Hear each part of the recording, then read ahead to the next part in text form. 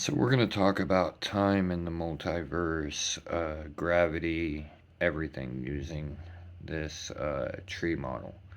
So the model basically states that entanglements affect 3D environments, 1, 2, 3, across time, 3D, 3D for 4D, add another for 5D, add another for 6D, and what you'll actually see is 40, 40 equals 60 through this bridge in the middle here.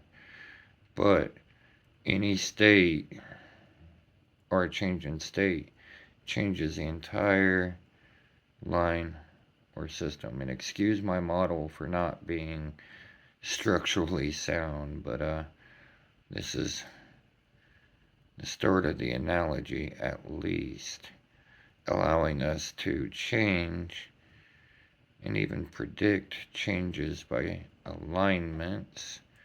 See, we're perfectly aligned up top, but this one is polar aligned in one of the poles at least.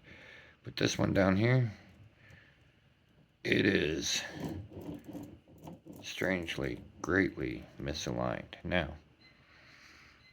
if we had another one of these structures right next by, we could change more alignments to eventually make everything interact where it spun, and it would actually spin in such a way that each spin would actually be set in motion by a different layer interacting to reverberate back and forth in a recursive nature. As you notice, my input is minimal, but because it's stretching through the entanglement, I'm getting a lot of work out of this. This is the nature of time itself. It uses gravity to unite multiple points that interact in such a way to create a cohesive, logical mechanism based on entanglement through time. See, our C2 bridge, we can see them. They go from this base up to this magnet, and from the bottom to this magnet, but there's 6 in here like Einstein's tile.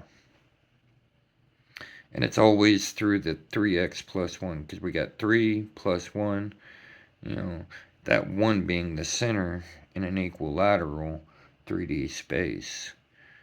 It's a system of averages. Now, the world tree analogy, we have our root base, which is our powerful path that aligns where we're headed. But we have our gravitational, and any matter also has these C2s in triplet, alright? And these ain't right angles. It's actually acute conservation of angular momentum, allows a little bit of a change in the heading.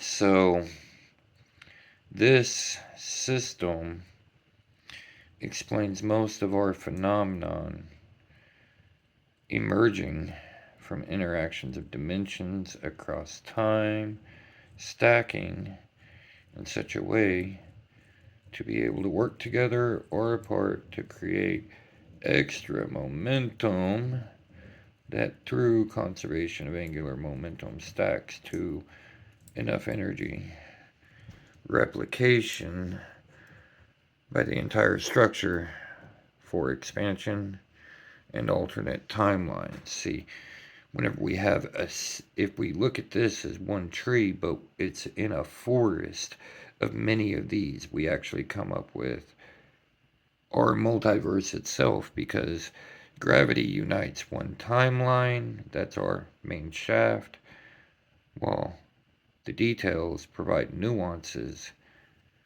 that determine different moments of holistic time, where our hardest one to change is our closest to our past, where our future tree limbs are the easiest. But they can also change greatly back into the past itself. This is retrocausality, okay? So, any of these moments can be our present, and if it's our present, it can affect our past, because by changing this, we are changing this, but by changing this, it has to reverberate back too. It's the nature of time to flow both ways. And see, the effects of the forest around it, all these different ripples coming together, actually gives us enough momentum to change speed, to increase or decrease as needed as mass is built in an infinite number of realities of possibility and probability and plausibility. These combine to create a reality that is functional, observed functionally, consciously across time. Because if we consider the middle moment, that's what that is. That line from right here is our consciousness through gravity. It gives some gravitas to our existence, because we are part of the function of reality that propagates it. The importance of C2 and E equals MC squared is to actualize reality independent from energy. So while energy works on mass, is it truly the same thing? No, it's its greater form. It's its holistic form. We don't see the waveforms that change. We only see their effects. Mass, like the magnet, is what we can see. But the energy between the things that make it function, we have to infer it. That tells us that we have to infer that the energy present is always in ample supply to the mass present, but also the task of the mass at hand. And it's all about setting our task to mimic the way nature does. Because if nature expands, if it can find ways to make things move extra, to move 3 wheels because one moves, then why can't we? Why can't we generate energy off of all these magnets by spinning one? I think we could generate plenty to be self-sufficient worldwide. I think we could clean up our oceans, but it takes all of us to stand up and say we want it.